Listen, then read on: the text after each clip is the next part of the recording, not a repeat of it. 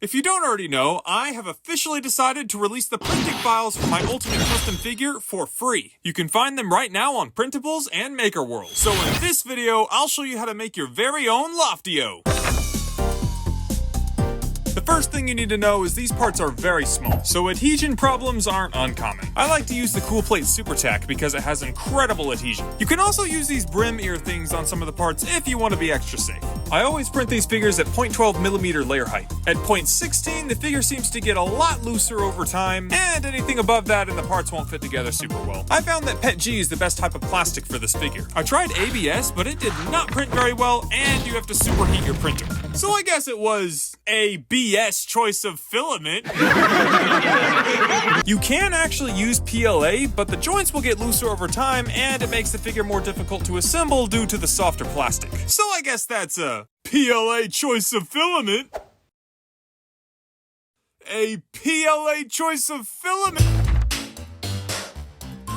For assembly, you'll need Gorilla Super Glue, 6 10x5x2mm magnets, and all the printed parts from the base file. Start by putting a small puddle of super glue on a surface. Then you dip the ball pin in the puddle to where there's a small bead on the end of it. When connecting the pin to the upper arm leg, make sure the slope of the pin is facing away from the slope of the joint. And for the lower arm leg, the slope of the pin should be facing away from the socket. Then use a hard surface to press the pin in place. Gluing the rest of the joints follows the same technique. The hip pin is slightly bigger and needs a little bit more glue, and the slope of the hip pin faces away from the slope of the hip. You don't need a whole lot of glue for the back socket. It's already a pretty tight fit. For the feet, take a magnet and scrape up a bead of glue on the end of it. Then take that bead and put it on the back of the foot and slide it into place so the glue distributes evenly. Now you're done with glue. Now to assemble the figure, start by putting the shoulder piece on a hard surface and press the torso into it. Do the same thing for the neck. To assemble the rest of the limbs, make sure the ball joints are on a hard surface and you're pressing the sockets onto them. Remember that the larger limb pieces are the upper arms and the slope should be facing forward.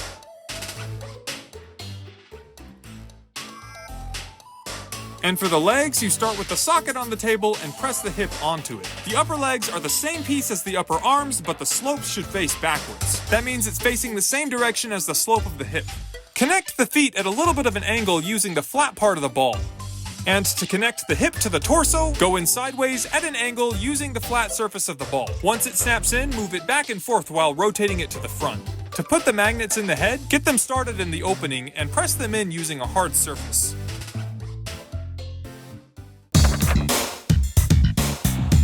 I found this to be the best orientation to print the faces. And yes, I am aware that this is the worst orientation for print speed because of the color swaps. But I've been through a lot of different designs, and this is the only one that you can print in one piece and have the same finish on both sides, as well as allowing the lines to be a lot thinner. When inserting the magnets, it's very important to keep a consistent orientation so all the face pieces are compatible with each other. I'll connect 2 rows of magnets to the head to ensure that I'm inserting the magnets in the right orientation. And I'll use the same technique when I'm adding magnets to a new head. I also made this magnetless face piece design, which actually has a lot of advantages. The head is thinner, which looks a lot better. The face pieces line up every time as opposed to the magnet ones that shift around, and the face pieces won't come off when you're posing it. Alright, one other important note about the magnets. I designed the head and face pieces to perfectly fit 10x5x2mm magnets. However, despite the fact that there are tons of listings on Amazon for 10x5x2 magnets, almost every time I order them, I'll get magnets that are ever so slightly smaller than 10x5x2. So basically, if you get lucky and they send you the actual size that they listed, it should be a perfect friction fit and you don't have to use glue. But they'll definitely send you the wrong size and you'll have to use glue. Customizing the base figure could be as involved as modifying the STLs in Blender, or as simple as printing sections of the figure in different colors. You can also build off of the base model with cardboard paper and markers to really maximize how much you can customize it. Whatever method you use to remix this, I would love to see what you make. One way you can share your figure is you can upload pictures to the channel community tab, and I'm constantly blown away by all the cool things you guys have been posting there. But what if you don't have time or resources to make a figure, and you just want a pre-assembled, high-quality, printed to perfection Loftyo. Well, guess what? I'm hosting my first ever Kickstarter. This is a way you can get your own Loftyo without going through the hassle of making one. And there's some cool exclusive rewards. Like each figure you get will come with an exclusive golden OG badge, exclusive golden expressions, and you can get the super exclusive signed golden Lofty figure. There's also a face reveal on the Kickstarter page if you're into the revealing of faces. If you're interested in supporting the project, I'll have a link to the Kickstarter in the description where you can get your very own Loftyo's figure. I would also like to add that if you buy an underpaid assistant figure, I will literally write you a note and it'll say something awesome like, "Hey, buddy,"